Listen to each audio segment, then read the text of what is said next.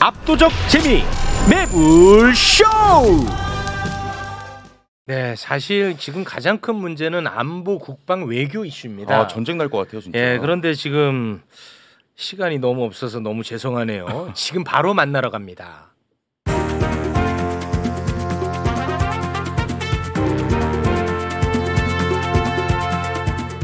세계로 뻗을래요. 네, 국감 이슈로 정말 오랜만에 매불쇼에 나와 주셨습니다. 네. 김준영 의원님 박수로 맞이합니다. 네, 안녕하십니까. 반갑습니다. 안녕하십니까. 네, 반갑습니다. 정말 오랜만에 함께합니다. 네. 고맙습니다. 자, 그리고 시간이 계속 딜레이 된다고 지금 화가 많이 나 있습니다. 김종대 의원님을 박수로 맞이합니다. 아이고, 예. 너무 사랑합니다. 감사합니다. 반갑습니다. 네. 자, 어제 저희가 이 러시아, 북한 이 이슈를 좀 다뤘으니까요. 바로 그냥 두 분이 출발해 주시면 될 것 같습니다.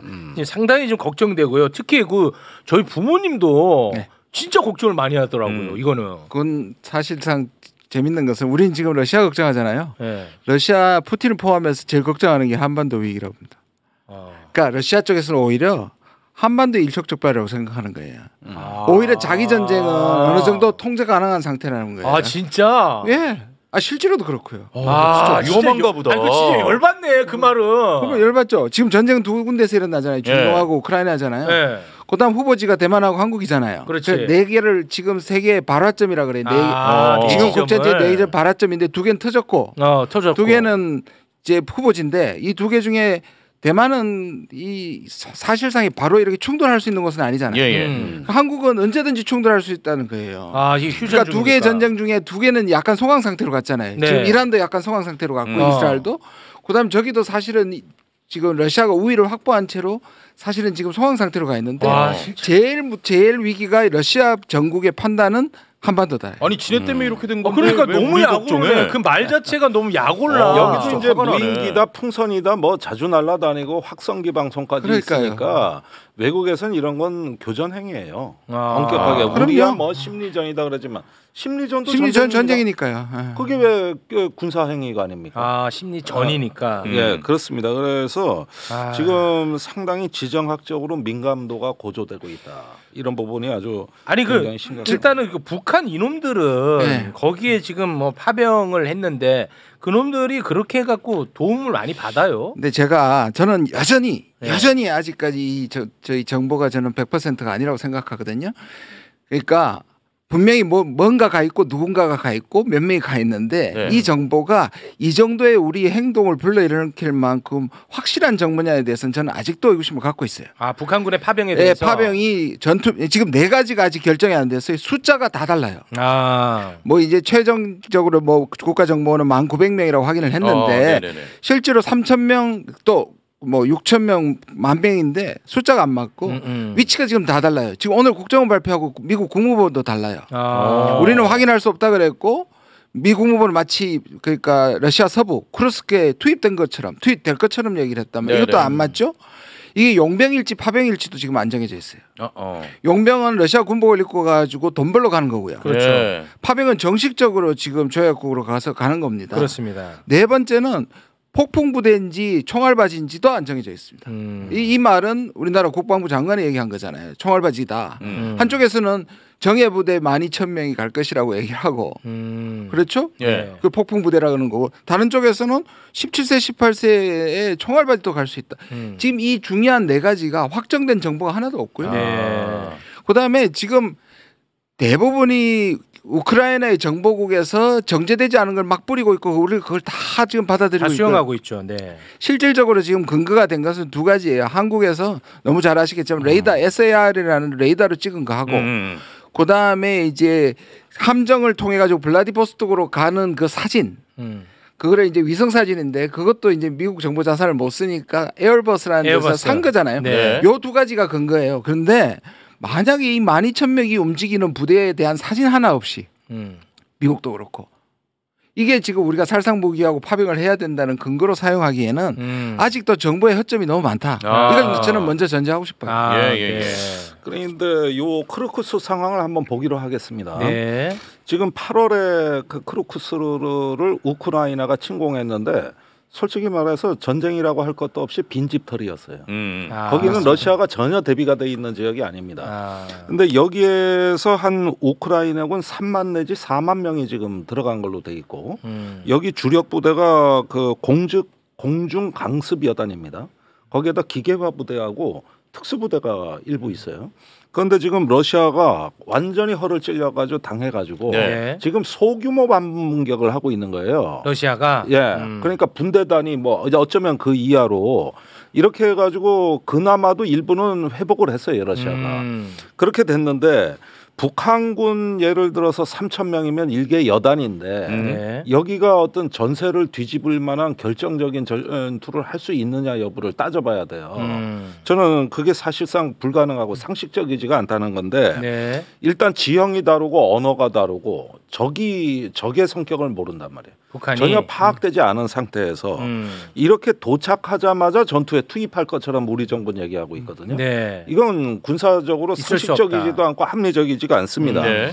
최소한 적응하는 데만 하더라도 몇 달 걸려요. 그렇죠. 적응하는 데만 하더라도. 네.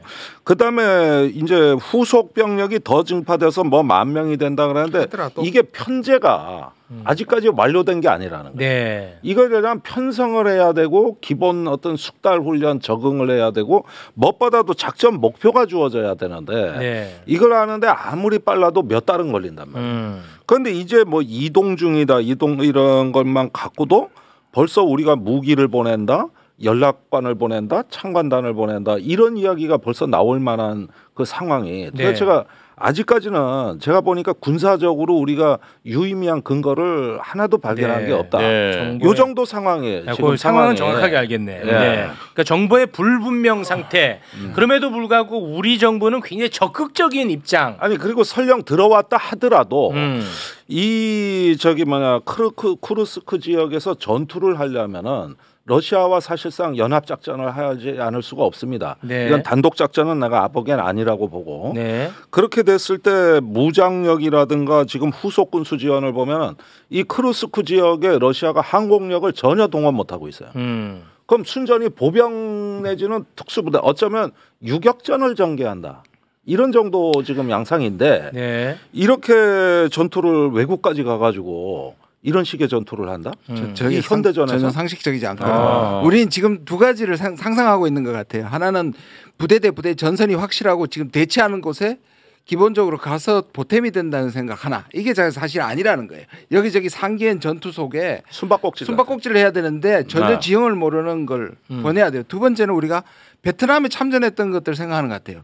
그때는 우리 독자적인 작전 능력이 있고 있었단 말이에요. 근데 지금은 이게 러시아의 지휘를 받아야 되는 입장인지 네네. 제가 보기에는 그쪽이 더 가까운데 아니면 독자적 작전 능력을 하지 못하는 상황에서 거기 가서 뭘 한다는 거예요. 이게 결정이 안 됐는데 한국의 행보는 너무 빨라요. 너무 빨라. 너무 빠르고 너무 심해요. 지금 보면 우리가 전지적 뭐 참견 시점 그런데 지금의 한국의 시점은 젤렌스키 관점이에요. 그렇지. 전쟁을 우리가 하는 것 같아요. 맞아. 젤렌스키와 거의 일치하고 있고 젤렌스키는 사실 유럽에게 이 표현 죄송합니다 까이고 미국에게 까인 다음에 그렇지. 한국만 손을 잡아준 거예요. 네.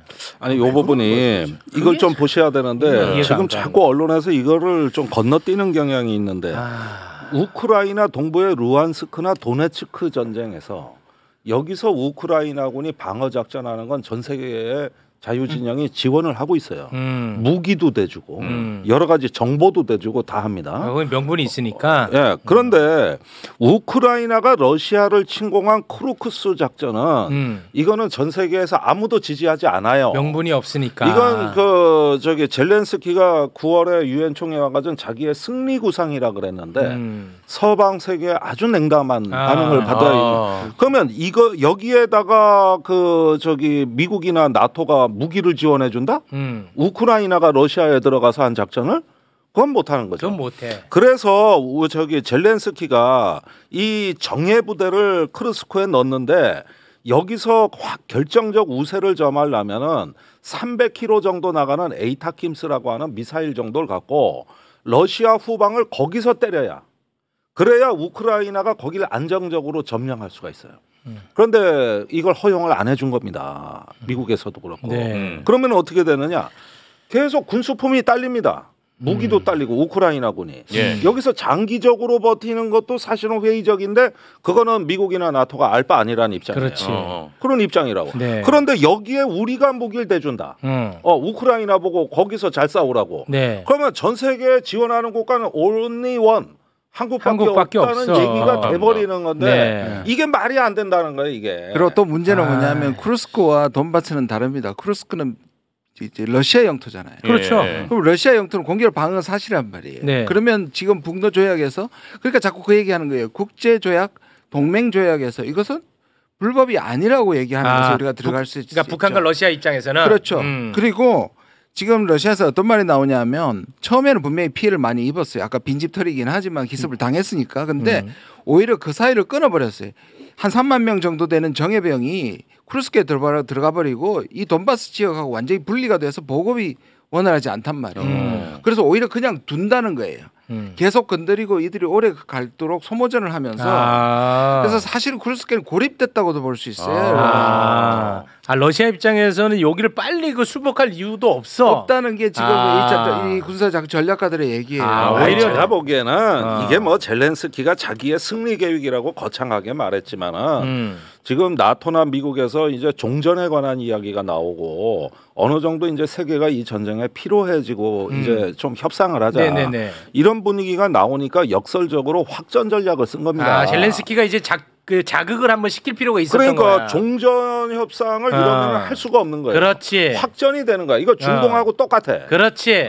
그렇게 근데 왜 되는 우리가 거죠. 들어가냐고. 그렇지. 그러니까 왜 하필이면 또 여기에 우리가 개입하느냐 이 문제는 젤렌스키 입장에서는 우크라이나 동부의 그 전선이 아니에요. 여기에 개입을 해줘야 자기의 확전 전략이 더 탄력을 받고 힘을 받을 수가 있는 겁니다. 그걸 윤 대통령이 응답을 한 건데 지금 오늘 윤 대통령 보면은 신이 났어요. 세계 여론을 자기가 주도하겠다는 거요. 진짜 그런 거 뭐 폰덴라이엔 유럽 집행위원장 통화했지. 위터 나토 사무총장 통화했지. 전 세계 정상들하고 하면서 신났을 거예요. 신났어요. 아니 내가 보니까 윤 대통령 이때다 싶은 게 본인이 세계 여론을 주도할 수 있는 것처럼. 그러니까 이게 문제가 뭐냐면 확전파가 전 세계에 지금 3명 있어요. 전쟁 대부분이 전쟁을 멈출라는데 3명이 있어요. 네타냐후하고. 전 세계에 3명이에요. 젤렌스키하고 한 사람이 윤 대통령이에요. 확전파들 전 세계 3대 확전파예요 지금. 근데 이거 웃을 일은 아니 근데 그나마 네타냐후나 젤렌스키 내 편드는 게 아닙니다. 그들은 자기 일이잖아. 그렇죠. 그나마도 윤석열은 저 떨어진데 자기가 거기 왜 들어가냐고. 이렇게 되면 잼버리도 유치 못하는 사람이 말은 북한군을 상대한다 그러지만 사실상 러시아군을 상대하게 될 가능성이 높고 우리가 거기서 이제 충돌이 생길 수도 있는 거기 때문에 지금 상황에서는 수교 국가인 러시아에 대해서 이런 군사적 얘기를 하기 전에 마지막으로 외교적 노력을 할 여지가 남아 있거든요. 그렇죠. 맞습니다. 아니 뭐 특사라도 보내든지 아니면은 뭐 밀사라도 보내가지고 일단 최악의 상황은 막자고 멱살이라도 잡아야 될 거 아닙니까? 가가지고. 그런데 이런 노력을 할 여지를 국정원이 다 없애놨어요. 막 그냥 뻥뻥 질러대고 막 그냥 치고 나가니까 지금 선발대가 내일 모레 간다는 거 아닙니까? 저기 나토 우리 파견단이 간다는 건데 국정원 1차장이 단장이에요.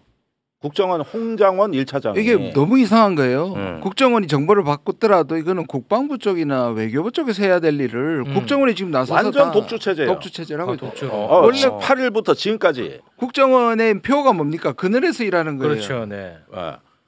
그러니까 이게 지금 제가 보기에는 우리나라 국방부에서 최초로 나온 게 뭐냐면 17일 날 김선호 차관이 뭐라 그랬냐면 나토에 갔다가 이 기자의 질문을 받고 그때 우리나라 국방부 입장이 뭐였냐면 그거 노동인력이다. 민간 노동인력이라 그랬어요. 근데 18일 날 갑자기 NSC에서 비상회의를 소집해가지고 갑자기 기조가 바뀝니다. 이거는 국정원과 안보실에서 이 신뢰성이 낮은 정보를 띄우기로 작정했고 이거를 보시면 이 미국 지금까지 미국은 23일 날 인정해요. 확인을 해주는 게 23일 5일이나 걸렸어요. 그러니까 네. 미국도 이 정보를 가지고 있었는데 한국이 앞장서서 한다니까 그럼 해봐라고 하는 그런 지금 국면인 것 같아요. 여기에 그 유럽에 지금 파견 단장으로 가는 홍장원 국정원 1차장은 김태효 안보실 1차장의 마포고등학교 4년 선배입니다. 예, 그리고 저기 이 국정원이 뭐를 터뜨리면은 김태효 차장이 받습니다. 바로 바꾸죠. 그래가지고 용산에서 입장을 발표하는 게 김태효 안보실 차장이에요. 아 그래. 그리고 이 홍장원 1차장 같은 경우는 과거 그 박근혜 정부 시절에 국정원장 특활비 상납 이럴 때 국정원장이 처벌받을 때 그 비서실장이었습니다. 그러니까 전반적으로 보면은 이런 어떤 그 하나의 라인업된 그 이 그룹이 두 사람이 주도하는 NSC에서 충분히 이런 북한 정보를 공유하고 동의를 해서 익혀서 정책을 낼 여유가 없이 그냥 막 독주하는데 아시다시피 NSC는 하부이제입니다. 어떤 그 특별한 정보가 있으면은 국정원의 정보가 있으면 외교부와 국방부와 유관부처가 동의를 하고 그걸 자기들 정보하고 크로스 체크, 교차 검증을 해야 되는 거예요. 미국하고도 교차 그거는 국방부가 하는 겁니다. 그런데 미국에서 동의를 안 해주니까 18일 날 국정원이 발표하고 나서 국방부는 아무 입장을 못 내놨어요. 못 냈어요. 아무 입장을. 그러면 안보에 관한 사항을 국방부가 못 내고 국정원이 독주하는데 국정원에 제가 보기엔 1차장 홍장원 씨하고 이게 저기 뭐 일종의 라인업을 형성했다. 그러니까 뭐 의심 단계입니다만 네. 국정원의 홍장원 1차장 그리고 안보실의 김태호 1차장 요렇게 좀 둘 다 1차장이에요. 둘이서 뭔가 이 국면을 이끌어가는 거 아니겠느냐. 여기에는 국방부는 배제되어 있다. 국방부는 나중에 쫓아가는 입장. 쫓아가는 입장이라. 네, 지금이야 이제 국방부도 좀 나서곤 있어요. 그러나 한 닷새 가까이 아무 입장을 못 내고 있었다는 거. 그다음에 우리나라의 군사 정보는 이렇게 우리 첩보 뭐 몇 가지를 갖고 하는 나라가 아니라 연합 정보 자산을 갖고 한반도 정보 판단을 공동으로 하는 체제예요. 이 북한군이 파병이 됐다는 건 한반도 세력 균형에 중대한 영향을 주기 때문에 반드시 동맹국 정보와의 교차 검증, 그다음에 공동의 정보 판단을 필요로 하는 영역인데 그 과정이 생략됐기 때문에 알겠습니다. 그래서 국정원 독주 체제 같이 보이는 거죠. 이 뭐 시간이 없어가지고 일단 다 건너뛰고 질문 하나만 좀 드리겠습니다. 어제도 이걸 저희가 이제 김병주 의원이랑 다루긴 했는데 국내 정치에서 지금 너무 악재가 많으니까 시선 돌리기 위해서 이렇게 하는 것 같다라는 얘기들이 나오고 있는데, 아이 뭐 정말 이상한 정보긴 해. 근데 설마 그것 때문에 이렇게 큰 일을 저지를까 하는 생각은 있거든요, 저는. 그러니까 지금 파병론이나 지금 얘기하는 국내 정치 이용론이 우리가 정보를 장악하고 있지 않잖아요. 우린 정보가 없잖아요. 근데 상식적으로 크로스 체크를 해보면 너무 이례적이고 그러면 결론적으로 그런 합리적 의심을 당연히 할 수 있게 되죠. 다른 의심할 여지는 없어요. 다른 거. 뭐가 진짜 뭐 그런 것도 필요하다고 예를 들어서 뭐 이 건에는 해당되지 않지만 뭐 미국에 잘 보인다든가 이 건은 해당이 안 돼 확실히. 5일 동안 미국이 이걸 섞이면서 확인하기에는 얼마나 고민이 됐을까요? 왜냐하면 이걸 치고 나갔을 때 미국이 주판을 돌렸을 거 아니에요. 보통은 미국하고 아까 말했으면 한미 간에 했을 텐데 한국이 치고 나간 거 아까 신났어요 지금. 그러니까 처음으로 이렇게 한국 외교가 저는 자율성을 가진 적을 본 적이 없습니다. 문제는 독자적이고 자율적인데 좋아하시잖아 그거. 그거 좋아하는데 이런 방식으로 가가지고 한국을 위기에 빠뜨리는 문제가 있죠. 그렇지. 그리고 지금 보면요 계속 정보를 하나씩 던집니다. 아까 말한 실제 정보는 2개밖에 없는데 그 우크라이나도 받은 것들을 사실인 것처럼 쫙 하나씩 띄워서 모든 이슈를 덮고 있잖아요. 다 덮고 있어. 다 덮고 있습니다. 그러니까 의심을 하는 거죠. 자, 우리가 분명히 알아야 될 건 정보는 조각조각 나오는데 일단 크루스크에 북한군이 갔더라도 현지에서의 임무와 역할, 그 다음에 러시아의 거래에 관해서는 아직까지 다 확정된 게 아니라는 거. 그리고 이런 것들은 북한의 그 김영복이라는 총참모부 참모장이 가 있다고요. 그러면 여기서 러시아하고 협의를 해서 앞으로 판단을 해야 될 영역이지. 당장 뭐 미트 어설트라 그럽니다. 그 육탄 공격, 그 뭐 총알바지 이렇게 지금까지 나갈 수 있는 단계까지는 분명히 성숙이 안 돼 있다. 시간이 걸리는 문제다.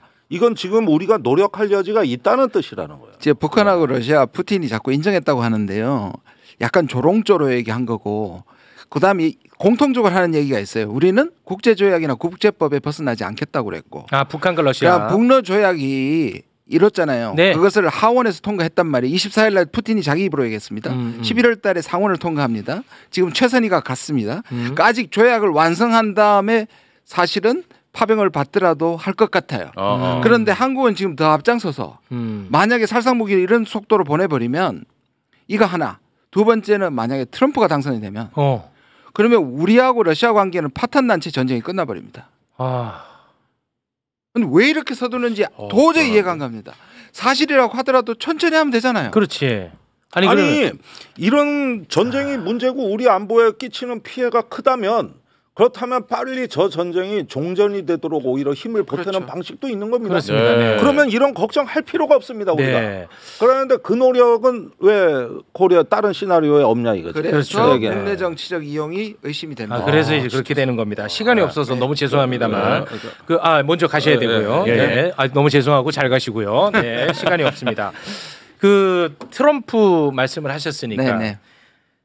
지금 흘러가는 상황은 솔직히 네. 바람 말고 희망 말고 솔직히 제가 언제 뭐 트럼프가 된다는 희망을 했으니까. 아니 그러니까 트럼프 될 가능성이 조금 더 높은 건 맞잖아요. 그죠? 네, 지금 뭐 기세가 중요하다 그죠? 그죠? 네. 트렌드가 중요한데 지금 제가 보기엔 트렌드는 트럼프한테 기울었다고 생각을 합니다. 맞죠? 예, 예. 아 진짜. 그러면 이제 우리가 트럼프 이제 뭐 며칠 남지도 않았어요. 딱 일주일 남았습니다. 네. 딱 일주일 남았습니다. 트럼프가 당선된다는 생각을 갖고 네. 우리도 이제 뭐 준비할 것들은 준비를 해야 된단 말이죠. 네. 예, 그렇지 않습니까? 네, 그렇죠, 당연히. 근데 만약에 이제 트럼프가 당선되면 아까 말씀하신 것처럼 러시아와 파탄난 상태로 트럼프가 당선돼.